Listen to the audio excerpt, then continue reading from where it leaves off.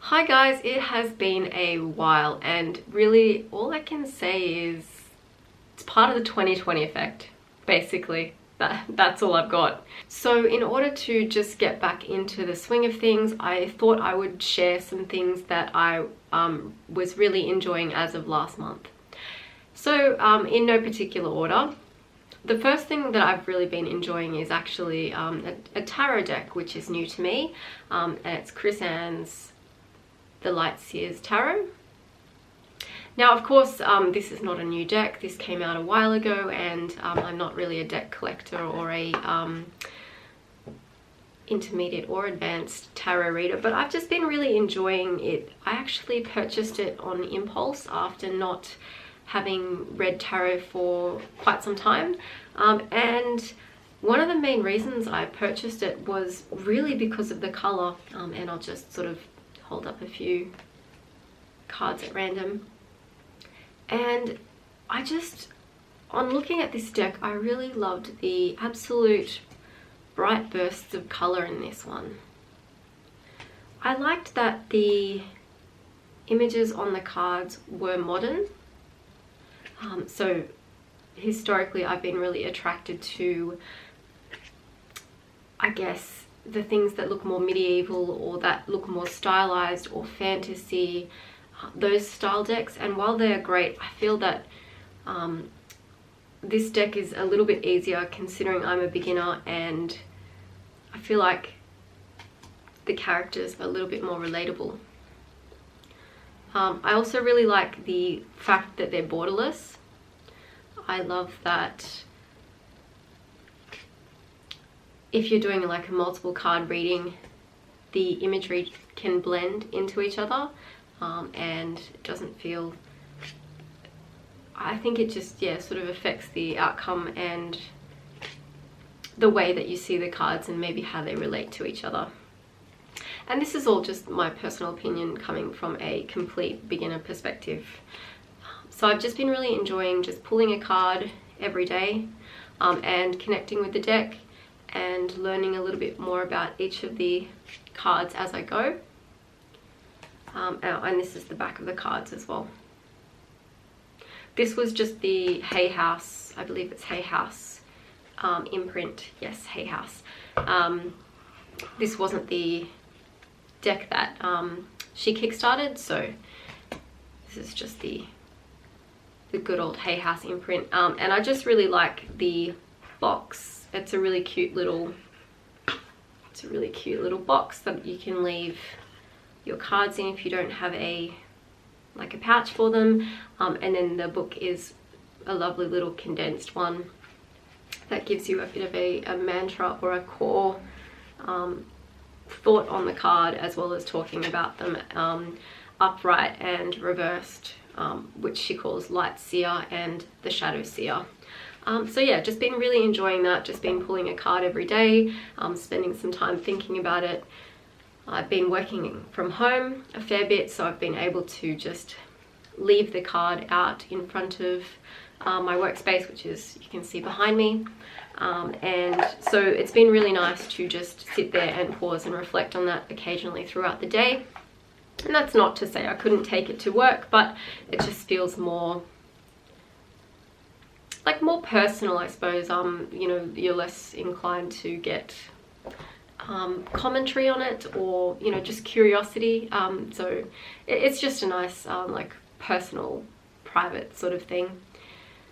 Now, the next thing that I have really enjoyed, and I've only recently finished reading it, and I do want to do a review of it because I just really loved it so much, was this book here. And of course I got it from the library. I actually recommend they purchase it, and they did, which was awesome. And I will be getting my own copy of this as well. I just really feel like I want to reread it and slowly take in some of the chapters and write notes and maybe even highlight and all of those, which I don't normally do in a book. Basically, so the subtitle on this reads, Indigenous Wisdom, Scientific Knowledge and the Teachings of Plants, and this is by Robin Wall Kimmerer. And when she says Indigenous wisdom, she's talking about Indigenous American wisdom. And I see Liz Gilbert has a little quote on the front which says, "A hymn of love to the world," and really I think that's a lovely little summary of it. I guess you could classify this as nature writing. This is a blend of, I guess, personal memoir, Indigenous folklore and teachings, and also information, so scientific information about certain plants and history, and just, I guess,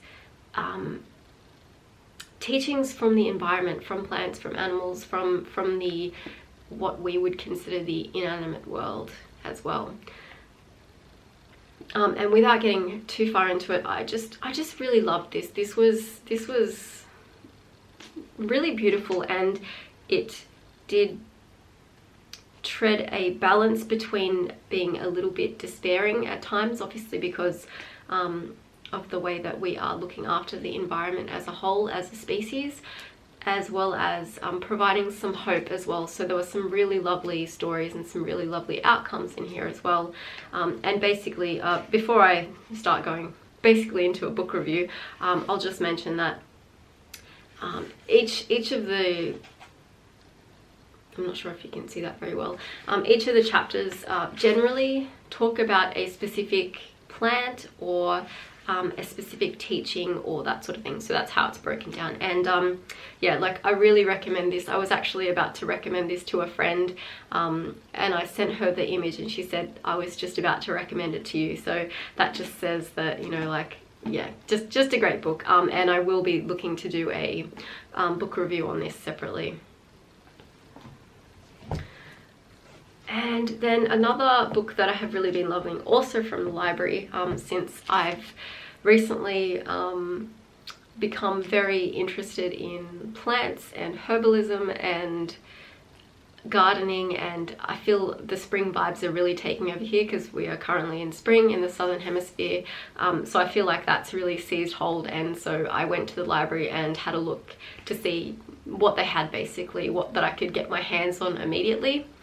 I do like to borrow from the library before I bring books into my own personal library. I don't like to just purchase a ton of items if I can help it. And this book is A Year with James Wong. And he is a BBC UK personality, I suppose. And you know, the book is also titled Grow Your Own Drugs. And basically this is an excellent look at plants as medicine, plants as remedies. So James is and I had to look this up, an ethnobotanist. So obviously concerned with botany, but also concerned with the chemical and molecular makeup of plants. And this is just a really good book. It's a really good, I guess, beginner's book. So firstly, he does a bit of an introduction about growing and making your own herbal remedies, and explains the different types of preparations that you can do. And then he gets straight into it. He basically just discusses different remedies for different, like, common ailments and things.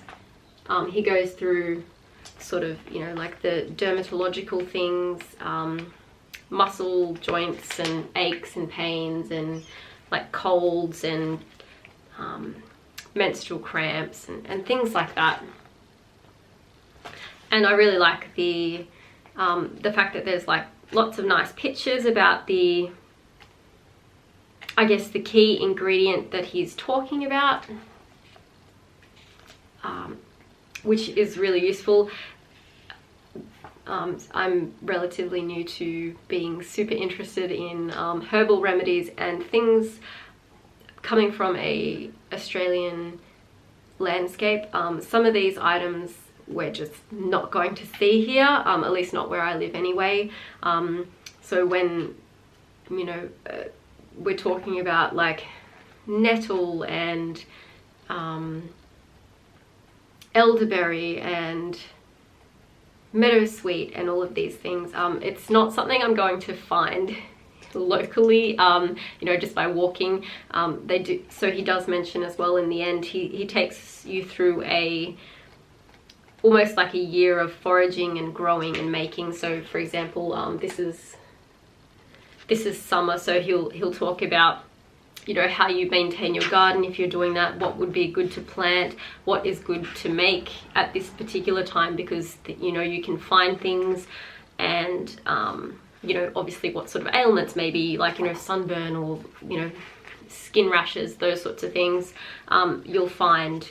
So I found that very interesting, but at the same time, sometimes I'm sitting there reading where, you know, he's talking about, you know, going to forage in the hedgerows, or like in the meadows and things like that, and thinking, yeah, we don't really have hedgerows, we don't really have the typical English forests and things like that as well. But apart from that, it was, yeah, really entertaining, and it's one that you can just keep flicking through, I think. And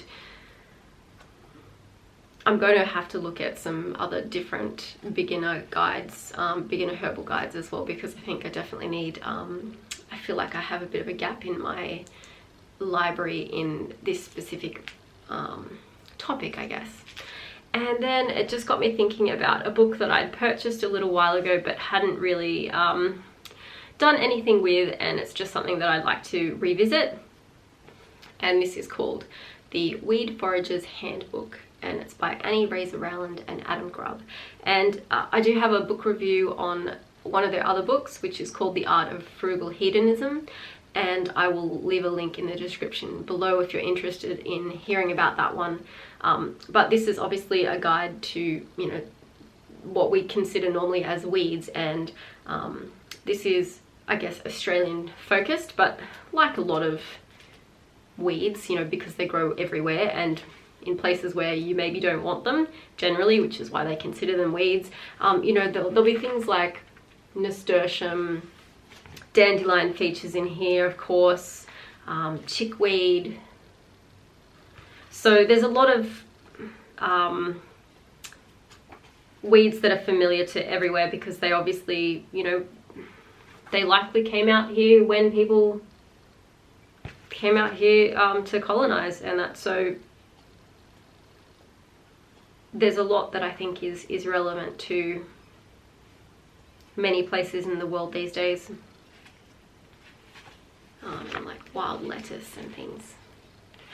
So this is one, it's definitely interesting. I have had a flick through it before, and I was able to basically just walk along in the suburbs and spot pretty much all of these. The only issue is being in the suburbs is foraging for them. So a lot of the times you'll find, you know, things like cat's ear or dandelions, you know, growing along the side of the road, which is not really safe to pick because obviously of the toxins from the cars, but also potentially from animals and sprays and pesticides and things. So very interesting, but I'm not sure how much I'm going to be able to implement this without specifically going somewhere where I know that, you know, our council hasn't sprayed for weeds in a park, and there haven't been animals peeing on plants, and, you know, there's also the car pollution thing too. So I know that sounds like a bit of a downer, but yeah, so something that I'd really like to get back into and have a look at in more depth.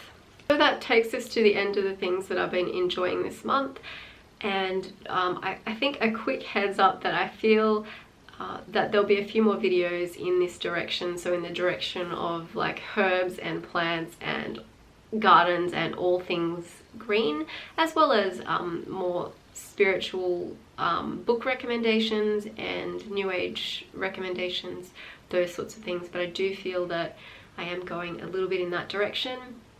In the future, I hope to take you through building my own personal like herb stores, because I'm basically starting from scratch.